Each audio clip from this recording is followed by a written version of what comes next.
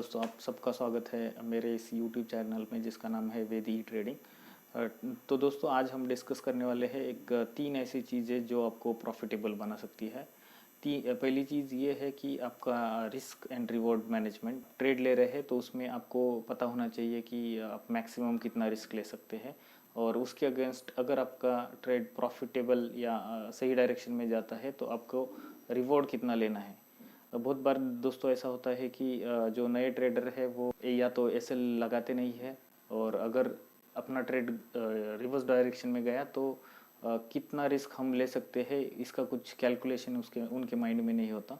तो और बहुत सारे ट्रेडर जो होते हैं वो एसएल लगाते हैं, लेकिन जैसे ही उनका ट्रेड अगर रिवर्स डायरेक्शन में जा रहा है तो उस टाइम वो एसएल निकाल देते हैं। दोस्तों, किसी को अच्छा नहीं लगता कि लॉस बुक करे या मैं निगेटिव में हूँ, तो वो किसी को अच्छा नहीं लगता। लेकिन अगर आपको कैपिटल बचाना है या आपको हमेशा प्रॉफिटेबल रहना है तो कभी कभी जो आपसे मिस्टेक होती है उसको एक्सेप्ट करो, लॉस मिनिमम बुक करो, प्रॉफिट मैक्सिमम बुक करो।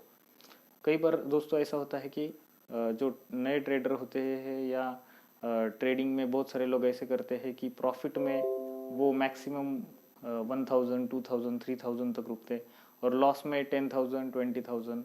तो ये अगर स्ट्रैटेजी आप चेंज करेंगे या यही मेथड आप चेंज करेंगे तो एसएल में भी आपका 2 या 3 बार हिट हो जाएगा।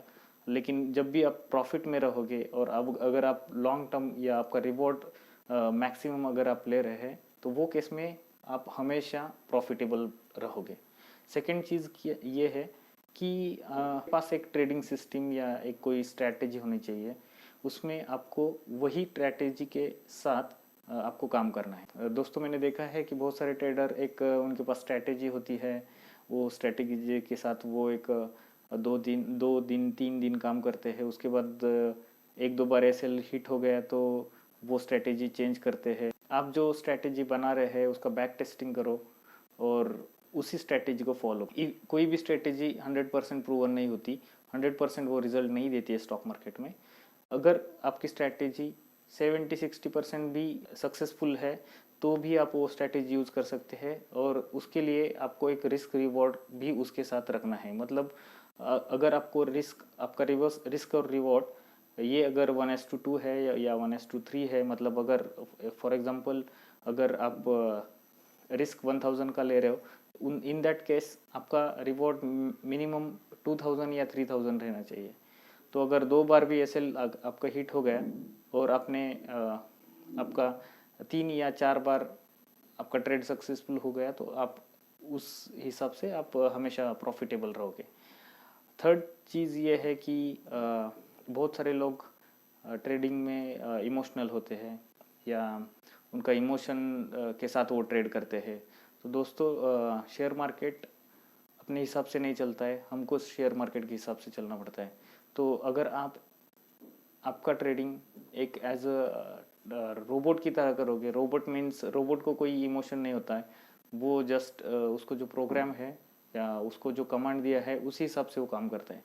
वैसे ही ट्रेडिंग में अगर आपके पास जो स्ट्रैटेजी है, आपका जो एसएल आपने रखा है उसके साथ अगर आप स्ट्रिक्ट हो, आपने उसका प्रॉपर टेक्निकल एनालिसिस किया है, वो केस में आप हमेशा प्रॉफिटेबल रहोगे। तो दोस्तों, ये 3 चीज़ है जिसमें से एक है risk reward, second thing trading system, और थर्ड है इमोशंस।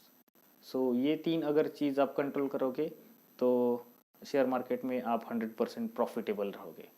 देखो दोस्तों, प्रॉफिटेबल इन द सेंस अगर आप 10 ट्रेड लेते हो, 20 लेते हो, तो उसमें आपने कितना सक्सेसफुल ट्रेडिंग किया है।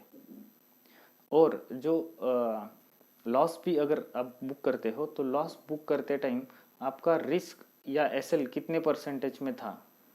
और अगर 20 ट्रेड का अगर कैलकुलेशन करोगे तो अगर आप प्रॉफिटेबल है, दैट मीन्स आपका रिस्क रिवॉर्ड अच्छा है, आप एसएल के साथ स्ट्रिक्ट हो। तो दोस्तों, अगर वीडियो पसंद आया तो वीडियो को लाइक और सब्सक्राइब ज़रूर कीजिए और जुड़े हमारे वेद ई ट्रेडिंग में। अगले वीडियो में हम कुछ और स्टॉक लेके आएंगे, उसका एनालिसिस लेके आएंगे। तो गुड बाय दोस्तों, टेक केयर।